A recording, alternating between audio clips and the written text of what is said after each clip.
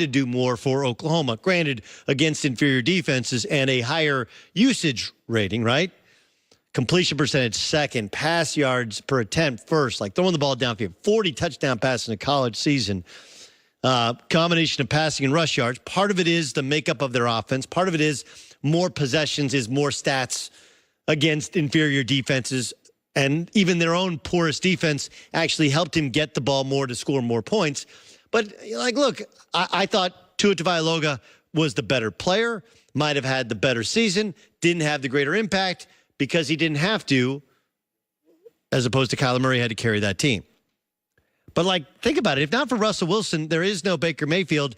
And if not for Russell Wilson, there is no Kyler Murray discussion in the NFL. He's not small. He's tiny. Okay? He's tiny. He's 5'9". He's not like Russell Wilson's like 5'11" with big hands and long arms. Like, no, he's really that little. Now, you can, he's been described to me by an NFL GM as, he's Mike Vick, a combination of Mike Vick and Doug Flutie. Like the creativity and intelligence and ability as an undersized player to make plays like Doug Flutie, but then the athletic ability to just run away from people like Mike Vick. Here's Kyler Murray giving his thoughts on his potential future in the NFL. I've always felt like I could play in the NFL. I mean, I'm a confident guy. There's not a lot of short quarterbacks in the league, but I think there's more guys paving the way for, the transition of, not really caring how big you are, how tall you are. But for me, yeah, I mean, I've played this game my whole life, and I've always felt like I could do it. Yeah, look, Russell Wilson is the Steph Curry of the NFL. Right, when Steph Curry came out, people like to roast me like, dude, you didn't think he'd be that good. No, because he was a combo guard who didn't look like he could guard anybody defensively. He was really thin. He'd only played point guard 1 year in college. And, usually you have to be able to defend your position better. And he was a high turnover guy, even though he was a very good passer. He's still kind of a high turnover guy. High volume shooter, even though now he's a high volume maker. It was just like, they used to post guys. They used to expose guys. Because of the rule changes, the style changes now, small is in. Small is in. And small is in the NFL. Yeah, look, do I think that Brandon Cooks is worth the money that he was given by the Rams? No, and that's been exposed some since Cooper Kupp's been out. But you look at Tyreek Hill and how they're able to use Tyreek Hill's speed. Speed. That's at a wide receiver and sometimes at a running back position. Look at Tariq Cohen and how they're using him with the Bears. And then you look at the quarterback position, and it used to be, hey, you're too small to see over the line of scrimmage. But now they're too small to see him. I wouldn't want my team drafting him. Not because there's no baggage there, just the chances of it working are very, very slim. It has worked for Russell Wilson, but it took years before he became more of a productive passer and the best defense we've seen maybe in the last half century. That's how good that Legion of Boom was when he first got to the league. It's working for Baker Mayfield, but some of it is our expectations surrounding talent. And, look, they're 7-1, and let's see how it works this weekend against the legit defenses. They played some of the worst defense in the league. But the air raid offense is in. Speed, athleticism, football intelligence, skill in and outside the pocket, especially, he can throw. He's not Lamar Jackson, who's an inaccurate thrower. He's got a spectacular arm and is accurate and does have a high football IQ. It's just he's tiny. And that road was paved by Russell Wilson, more so than Drew Brees, but a little bit by Drew Brees. And the Drew Brees to the Russell Wilson to the Baker Mayfield to now Kyler Murray is fascinating. The NFL has trends.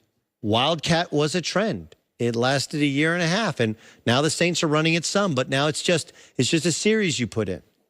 The 4-6 defense, right? 85 Bears. Couldn't play it now. Not at all. Used to be about running backs. Used to be about linebackers. Now you better have linebackers that can run. Right? Roquan Smith type of athletes. Leighton Vander Esch. Who are the two rookie defensive players?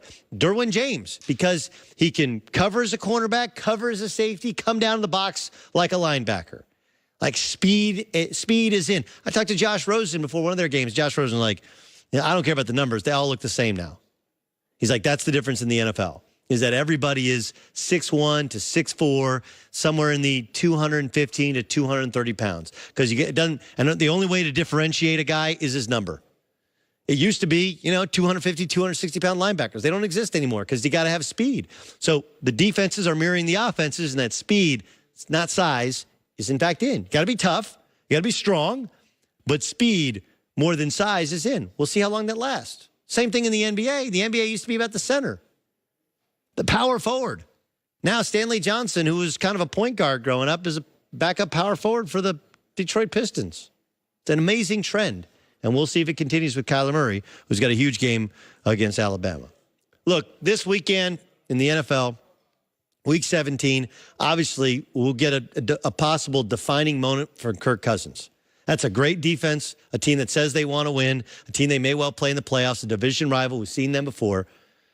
Could be the last go-around for the Jets coaching staff, for the Buccaneers coaching staff, for Vance Joseph and the Broncos coaching staff. But above all else, it's prove-it weekend for these young quarterbacks. Let's link Kirk Cousins in there. Let's link Deshaun Watson in there.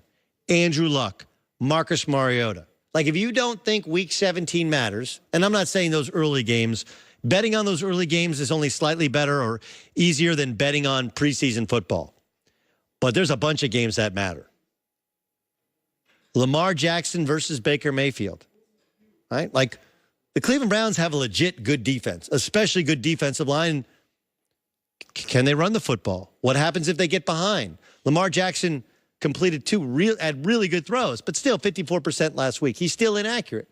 And Baker is trying to walk it like he talks it. Can he against one of the elite defenses in the NFL?